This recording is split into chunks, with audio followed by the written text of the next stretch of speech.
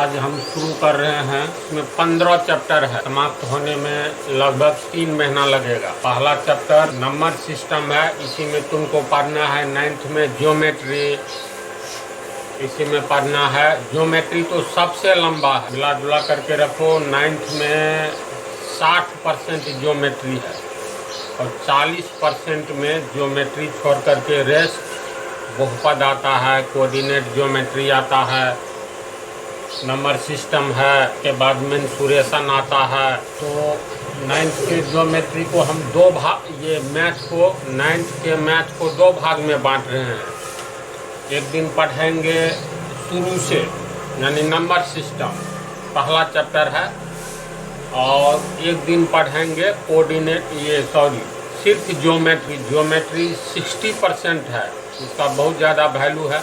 Alternate day पर चलेगा, पहली बात। दूसरी बात, टाइम फिक्स रहेगा 6:30 बजे सुबह, 6:30 से लेकर के मान करके चलो एक पार्ट 30 मिनट का होगा। आज जैसे नंबर सिस्टम हुआ तो कल रहेगा ज्योमेट्री, फिर परसों नंबर सिस्टम, इस तरह करके, है ना।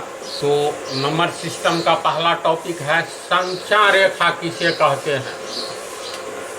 तो संख्या जानता है किसको कहते हैं? एक होता है अंक, एक होता है संख्या। तो देखो 0 से लेकर के 9 तक इसको हम लोग अंक कहेंगे, और इसके आगे की संख्या को, 9 से आगे की संख्या को 0 से 9 तक अंक कहा जाएगा। 0 अंक है, 1 2 3 4 9 तक अंक हुआ।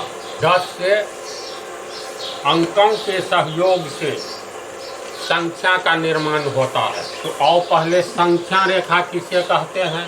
ऐसी रेखा इस पर संख्याएं स्थित हो। वैसे 0 1 2 से लेकर के 9 तक को भी संख्या ही कहा जाता है, लेकिन हल्का सा अंतर है। 9 तक अंक कहा जाता है, 9 से आगे वाली संख्या कहलाता है। तो इसको ऐसे समझो, हर एक कुछ का घर होता है। मनुष्य दिन भर कहीं भी काम करे, शाम में आकर के अपने घर आ जाता है निजी। पक्षी कहीं भी आसमान में उड़े या समुद्र के ऊपर या कहीं भी जाए, अंत में कहाँ आता है? अपने घर में, घोंसला में आता है ना, फिक्स रहता है। जैसे मान लो शेर कहाँ रहेगा? जंगल में रहेगा। तो हर एक का अपना अपना घर होता है। तो ये संख्याएं जो हैं, जो गिनती में कितना है, अनंत है ना। तो ये संख्याएं कहाँ स्थित होती है, यानी कहाँ रहती है?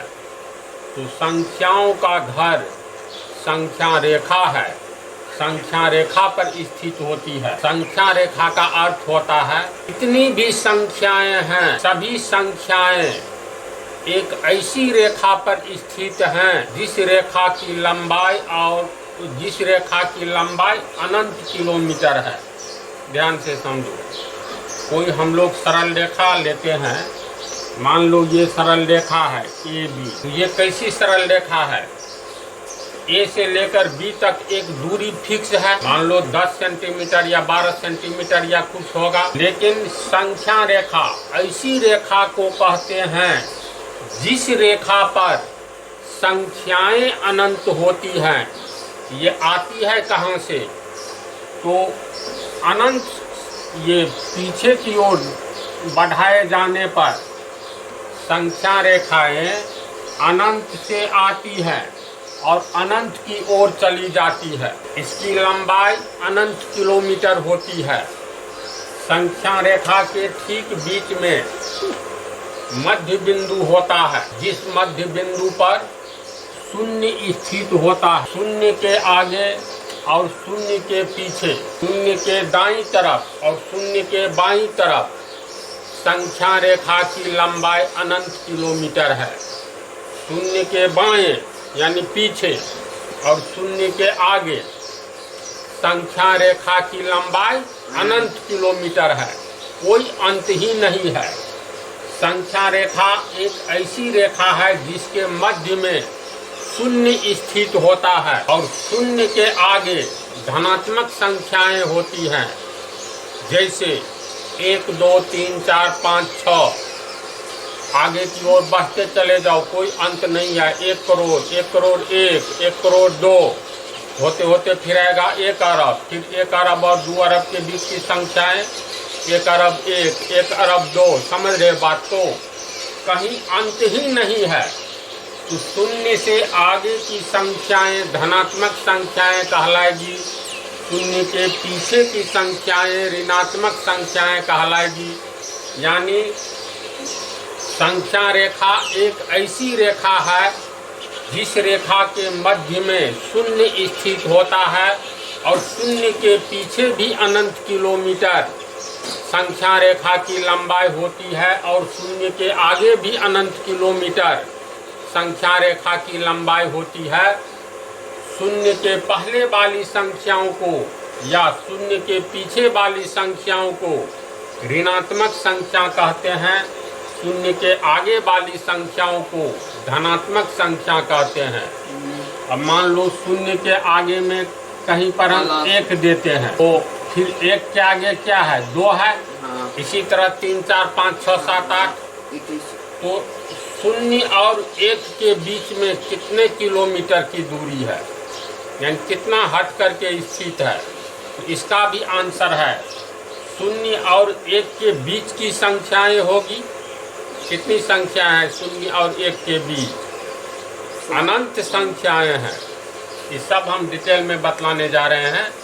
फिलहाल ये सब की चर्चा होगी। देखो ये चैप्टर जो है ना, संख्या के बारे में संपूर्ण ज्ञान दे देगा। परिमेय संख्या, अपरिमेय संख्या, जितने भी तरह की संख्याएं हैं सबका अध्ययन इसी संख्या रेखा के द्वारा होती है। तो संख्या रेखा परिभाषा, संख्या रेखा एक ऐसी रेखा है जिसके ठीक मध्य में शून्य स्थित होता है और शून्य के पीछे इसकी लंबाई अनंत किलोमीटर होती है और शून्य के आगे भी अनंत किलोमीटर होती है।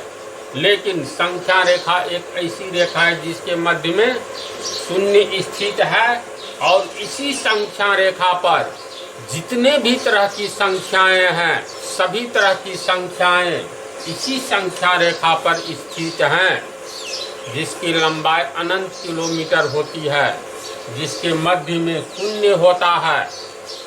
शून्य के आगे धनात्मक संख्या होती है, शून्य के पीछे ऋणात्मक संख्या होती है।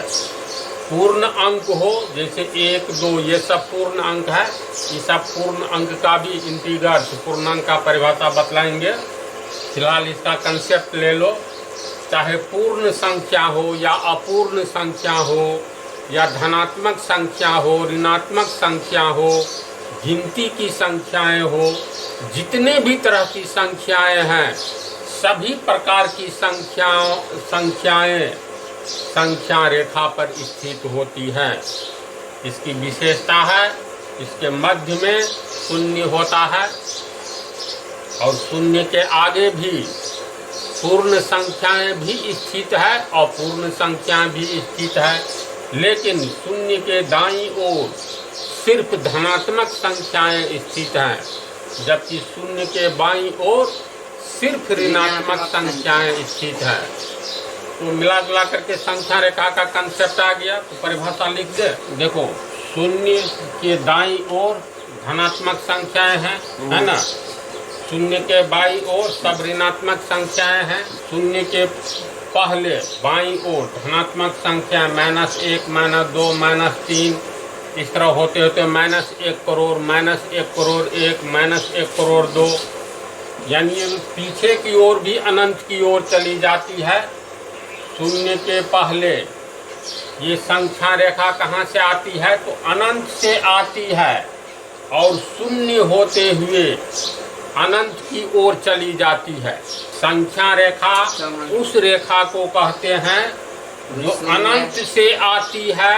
एक ऐसी रेखा जो अनंत से आती है और शून्य होते हुए अनंत की ओर चली जाती है, ऐसी रेखा को संख्या रेखा कहते हैं। और ऐसी ही रेखा पर सभी प्रकार की संख्याएं स्थित होती हैं। ठीक है। परिभाषा तो उस रेखा को संख्या रेखा कहते हैं जिस रेखा पर सभी तरह की संख्याएं स्थित होती है। तो विशेषता में संख्या रेखा की विशेषता, संख्या रेखा अनंत से आती है और शून्य से होते हुए अनंत की ओर चली जाती है। पहली विशेषता, शून्य संख्या रेखा के मध्य में स्थित होता है। दूसरी विशेषता, तीसरी, शून्य के पहले की संख्याएं, शून्य के पहले की संख्याएं ऋणात्मक संख्याएं तथा शून्य के आगे की संख्याएं धनात्मक संख्याएं कहला। समझ गया इसको? संख्या रेखा के बारे में समझ गया। ये सब पहले भी बतला दिए हैं, फिर भी ये सब छोटी छोटी बात है, लेकिन एक क्रम से अध्ययन करते चलो। जैसे नेचुरल नंबर्स किसे कहते हैं? प्राकृत संख्या। तो गिनती की संख्याओं को प्राकृत संख्या, नेचुरल नंबर्स कहते हैं। विश्व के किसी भी देश में गिनती कहाँ से शुरू होती है? एक से होती है ना, और समाप्त कहाँ होती है?